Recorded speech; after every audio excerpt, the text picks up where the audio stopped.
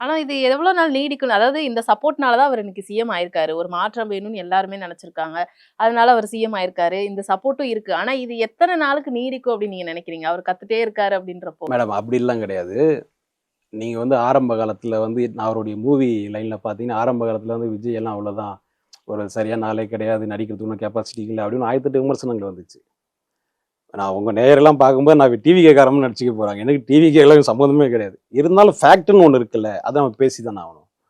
ஆனா அன்னைக்கு விமர்சனம் பண்ணவங்க தான் இன்னைக்கு என்ன பண்ணாங்க? அவர் வந்து பெரிய ஒரு லீடரா, ஒரு தலைவனா எடுத்து கொண்டாடுனாங்க திரையுலகத்துல. அதுபோல இன்னைக்கு அரசியல்ல வந்து அவர் பயணிக்கிறாரு. கட்சி ஆரம்பிச்சு 3 வருஷத்துல ஒரு முதல்வர் ஆறாரு மேடம். இன்னைக்கு பல பேர் கட்சி ஆரம்பிச்சு 35 வருஷம், 40 வருஷமா வச்சிருக்காங்க. நம்ம தமிழ்நாட்டுல உங்களுக்கே தெரியும். எந்தெந்த கட்சி நான் சொல்ல விரும்பல. இன்னைக்கு வரைக்கும் அவங்களால ஆக முடிஞ்சுச்சா? ஆக முடியல. அப்ப மக்கள்கிட்ட ஒரு கிரேஸ் இருக்கு. அந்த சினிமா மோகம் மக்கள் கிட்ட இருக்கு. சினிமா மோகம் இதுக்கு முன்னாடி நடந்த ஜெயலலிதா யாரு? அத நான் சொல்ல அது ஆமா சினிமா மோகம் என்ன இருக்கதால தான் அப்படின்னா, திரும்பி வரவங்க அதான் நீங்க வரும்போதே கேட்டு போட்டு தடுக்கிறது. சினிமாக்காரன், சினிமாக்காரன், சினிமாக்காரன். அரசியல்வாதிங்க இன்னைக்கு எத்தனை பேர் சினிமாக்காரன்னு சொல்லுங்க. இன்னும் சொல்ல போனா, நம்ம முன்னாள் முதல்வர் ஸ்டாலின் ஐயா கூட அந்த சினிமா துறையில இருந்தவர் தான். அவருடைய மகன் சினிமா துறையில எல்லாருக்கும் தெரியும். அவர் ரைட்டரா இருந்திருக்காரு. அம்மையார் ஜெயலலிதா அவர்களும் சினிமா துறையில இருந்தவங்க தான். எம்ஜிஆர் அவர்களும் சினிமா துறையில இருந்தவங்க தான்.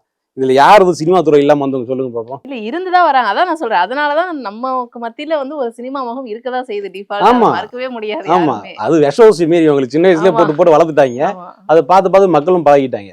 எந்த விஷயத்தை எம்ஜிஆர் செஞ்சாரோ, திரையில வந்து மக்களுக்கு நல்லது செய்யற மாதிரி காமிச்சிட்டு ஏதோ ஒரு விஷயம் அவன் செஞ்சாரா இல்லையா எம்ஜிஆர்? அது மறுக்க முடியாது. நல்லதோ கெட்டதோ நல்ல விஷயம் நிறைய செஞ்சிருக்காருன்னு மக்கள் மனசுல ஆழமா ஊன்ட்டு இருக்குல்ல. அதுபோல விஜய் செய்யற மக்கள் நம்புறாங்க. நம்புற மக்களுக்கு நல்லது செய்யட்டும்.